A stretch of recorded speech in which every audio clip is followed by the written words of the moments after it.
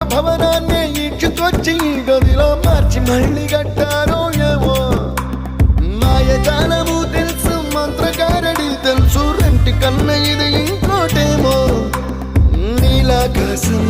నేలాకొస్తే ఇట్టాగే ఉంటాదో ఏమో ఈ సంతోషం దాచాలంటే